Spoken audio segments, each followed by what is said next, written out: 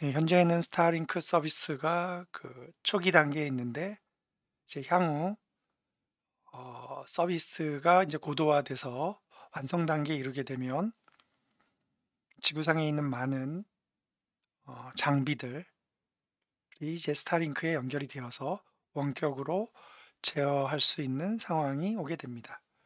네, 이와 관련해서 인제 현재 인제 스타링크 네트워크의 시뮬레이션과 향후 가능한 서비스에 대해서 살펴보도록 하겠습니다. 음 스타링크는 인제 최종적으로 이제 약 42,000 개의 위성을 지구 전체에 이렇게 감싸듯이 촘촘히 배치를 해서 지구상에 있는 어느 위치에서든지 빠른 속도로 인터넷 서비스를 가능하게 하자라는, 예, 인터넷 서비스입니다. 위성 인터넷이죠. 지상에서는 위성으로부터 오는 신호를 받는 작은 안테나와 그 안테나를 통해서 이제 스마트폰이나 노트북 같은 디바이스를 이용해서 인터넷 연결하듯이 그냥 연결을 해서 사용을 하면 되는 겁니다. 스타링크 서비스가 본격화되기 전에 음 그 서비스에 대한 이제 시뮬레이션이 있었는데요.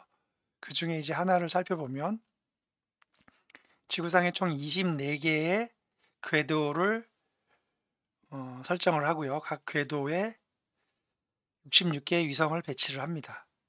그리고 지상으로부터 약 550 킬로미터 상공에 위성을 배치를 하고요. 각 위성당 주변에 있는 다른 위성으로 레이저로 연결하게 되는데 적어도 하나의 위성당 4개 이상의 링크를 가지도록, 예, 시뮬레이션 환경을 설정을 하였습니다. 이렇게 해 놓고 음 시뮬레이션을 시작을 하는데요. 일단 시뮬레이션을 하기 이전에 기존의 인터넷, 즉 광 케이블을 이용해서 연결된 지구상의 인터넷 연결을 살펴보면은요. 지금 미국의 예를 들어 이제 로스앤젤레스에서 남미 최하단에 있는 이제 칠레의 푼테 아레나라는 도시까지 인터넷으로 응답 시간, 라운드 트립 타임을 체크를 해 보면요. 총 14 개의 라우터를 거치고요. 평균 292 밀리세컨드의 응답 시간이 걸립니다. 이 정도 시간이면 실시간으로 인터랙티브하게 뭔가를 하기는 어렵습니다. 최소 이제 100 밀리세컨드 이하, 좀 더 좋게 성능을 고려하면 20 밀리세컨드 이하로 응답 시간을 갖는 게 좋습니다. 이건 이제 미국 시카고와 일본 도쿄 사이에 스타링크를 이용해서 이제 인터넷 연결을 했을 때 라운드 트립 타임입니다. 메시지가 시카고에서 도쿄로 갔다가 되돌아오는 데 걸리는 시간. 현재 인터넷 기준으로는 이제 143 밀리세컨드인데요. 근데 스타링크를 통해서 시뮬레이션 해본 결과 97 밀리세컨드 정도로 이제 측정이 됩니다. 그다음에 이제 런던과 남아프리카 공화국에 있는 이제 요하네스버그 사이, 꽤 먼 거리입니다. 여기도 현재 인터넷으로는 이제 190 밀리세컨드가 걸리는데 스타링크를 통한 이제 라운드 트립 타임 응답 시간은 108 밀리세컨드 정도로 시뮬레이션 결과 나옵니다. 그리고 이제 미국 뉴욕과 영국 런던 사이에서는 현재 인터넷으로는 이제 76 밀리세컨드인데 스타링크 경로에서는 50 밀리세컨드 정도로 상당히 빠르게 나옵니다. 그리고 미국 내에서 이제 뉴욕과 시애틀 간 동부와 서부를 이렇게 연결을 했습니다. 이 경우 현재 인터넷으로는 78 밀리세컨드인데 스타링크에서는 이제 36 밀리세컨드 정도 측정이 됩니다. 현재 스타링크가 서비스되는 지역은 이제 처음에는 이제 미국 중심의 북아메리카 대륙으로부터 시작이 됐고요. 그래서 이제 북아메리카 대륙은 이제 서비스 전체가 이제 서비스 영역에 있고, 남아메리카 대륙도 이제 브라질 쪽에 서비스가 되고 있습니다. 그리고 이제 유럽의 많은 도시들이 밀집되어 있는 이제 여러 나라들의 뭐 스페인, 프랑스, 영국, 독일, 이탈리아, 뭐 여기 발칸반도 쪽, 그다음에 이제 북유럽도 어느 정도 서비스가 되고 있습니다. 그리고 아시아 쪽에서는 이제 일본 전체가 서비스 지역에 있고요. 한국은 현재 시점으로는 아직 스타링크가 서비스되고 있지는 않습니다. 네, 스타링크 서비스에 앞서서 현재 그 의료계의 원격 제어, 의료 로봇 수술 환경을 보면은요, 인제 이런 식으로 되는 거죠.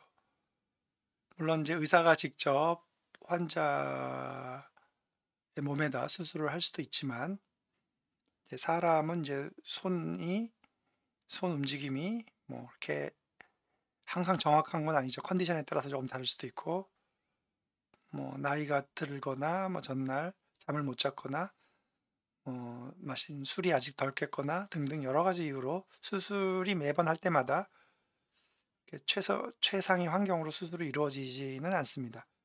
그렇지만 이제 수술 경험이 많은 의사가 정밀 로봇을 제어함으로써 사람은 수술하는 방법, 수술하는 경험에 대한 지식만 있으면 되고, 실제 손의 정밀도나 뭐 이런 것들은 이제 로봇이 훨씬 뛰어나기 때문에 같은 이제 병원 내에서 같은 수술실이라도 의사가 로봇을 이용을 해서 수술을 하는 경우가 많습니다. 네, 일본에서는 이제 고령 인구가 많고 이렇게 어려운 수술 전문의가 이제 많지 않기 때문에 외진 홋카이도 쪽에서 이제 환자가 있는데 도쿄까지 오기는 어렵고, 이쪽에 이제 전문의는 없기 때문에 도쿄에 있는 특정 수술 전문의가 이 의료 로봇을 이용해서 수술을 하고, 실제로 환자의 상황은 통신을 통해서 카메라 영상 이미지로 보면서 수술을 합니다. 이때 이제 환자의 맥박이 정상인지 출혈이 있는지 뭐 환자의 상황을 즉각 보면서 거기에 맞게 수술을 빨리빨리 진행을 해야 되는데, 이 통신이 만약에 느리다, 실시간으로 안 된다 그러면 뭐 환자가 심정지 왔는데 아직 이 의사는 그걸 알아채지 못하고 올 수도 있고요. 출혈이 심한데 의사는 아직 모를 수도 있습니다. 그럼 재빨리 응급 조치를 못하게 되면 환자는 생명을 잃을 수가 있죠. 그래서 이 원격 로봇 수술은 통신 환경이 거의 실시간으로 인터랙티브하게 이루어지는 환경에서 가능합니다. 또한 이제 의료법이 개정이 돼야만 이런 수술이 가능합니다. 일본에서는 이제 고령화가 많이 이루어지고 전문 수술 가능한 전문의 수가 많지 않기 때문에 이제 법을 이미 개정을 했습니다. 그래서 결국에는 환자가 수술받는 수술 장소와 의사가 수술하는 이제 그 장소가 분리가 될 수 있습니다. 이걸 이제 스타링크의 이제 위성 인터넷을 이용을 하게 되고 20ms 이하의 응답 속도, 응답 시간을 가진다면 의사의 전문 지식과 전문 기술과 숙련된 어떤 테크닉이 인터넷 너머로 옮겨가는 겁니다. 단순히 뭐 냉장고의 스위치를 끄고 켜고 뭐 오디오의 볼륨을 높이고 낮추고 뭐 커튼을 여닫고 하는 정도가 단편적인 작업이 아니라 전문가의 스킬이 인터넷을 통해서 반영이 되게 됩니다. 이게 이제 가능해지려면 실시간 통신, 스타링크 같은 이제 20ms 이하의 실시간 통신이 가능한 환경에서 이루어질 수 있습니다. 또한 그 5G를 이용한 이제 건설 기계 장비를 제어하는 건데요. 실제로는 이제 포크레인이나 덤프 트럭을 운전하는 사람은 이제 실내에 에어컨이 켜져 있는 실내에 앉아서 쾌적한 환경에서 작업을 하고요. 실제는 이제 굉장히 그 오지나 뭐 이런 사막 같은 데서 이런 작업이 이루어지게 됩니다. 이게 가능하려면 이제 이쪽에 이제 5G 네트워크가 설치가 되어 있고 실시간으로 인터랙티브하게 통신이 이루어져야 됩니다. 그러면 작업자는 이제 해당 지역의 영상을 실시간으로 보고 자기가 작업하는 포크레인이나 덤프트럭 주변의 영상을 마치 이 현장에 가 있는 것처럼 생생하게 바라보면서 제어를 하게 되면 그 제어 신호가 가서 포크레인이 이제 삽질을 해서 덤프트럭에 싣거나 덤프트럭을 운전해 가서 내려놓거나 하는 이제 이런 것들이 이제 5G 통신을 통해서 가능합니다. 물론 이쪽은 무인 환경이고요. 이 무인 환경이 가능하기 위해서 이제 제어 장치와 통신 장치가 5G에 연결이 되어 있어야 됩니다.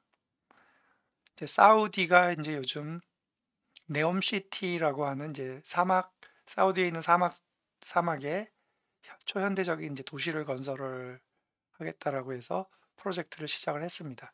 근데 사막 한가운데 여기 보면 이제 점처럼 보이는 많은 포크레인과 덤프 트럭이 있습니다. 여기에 이제 사람이 가서 작업을 하게 된다면 쉴 곳도 없고 물도 별로 없고 정말 작업 환경이 상당히 열악합니다. 여기에 많은 사람들이 오랫동안 가 있으면 뭐 병도 나고 뭐 심리적으로도 힘들고 여러 가지 문제가 있습니다.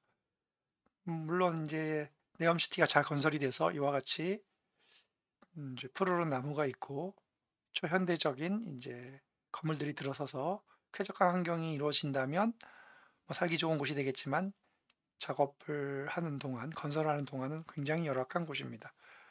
이게 가능해지려면 음 6G 통신이 필요한데요. 현재로는 이제 여기에 뭐 5G나 6G가 없기 때문에 그렇게 하기는 어렵습니다.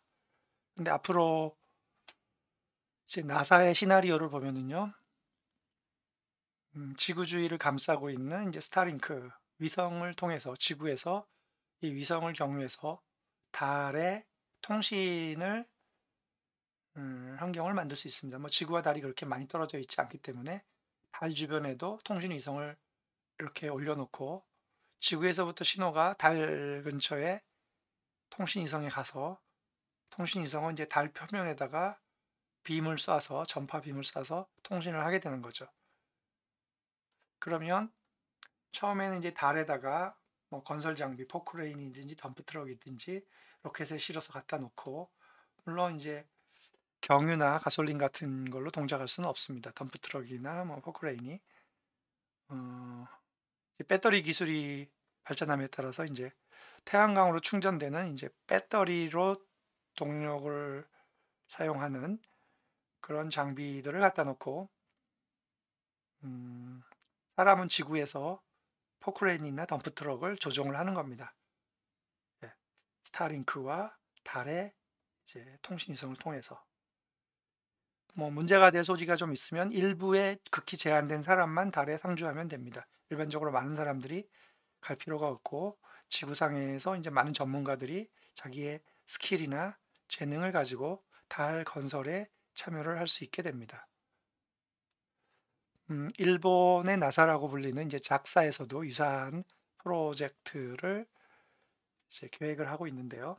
달 주변에 이제 이렇게 위성을 띄우고 지구에서 직접 달에다가 뭐 전파를 쏴서 통신을 할 수도 있지만 지구 위에 떠 있는 이제 스타링크 같은 통신 위성을 통해서 달 주변에 있는 통신 위성으로 가고 그 통신 위성이 이제 달 표면으로 이제 통신을 하게 됩니다.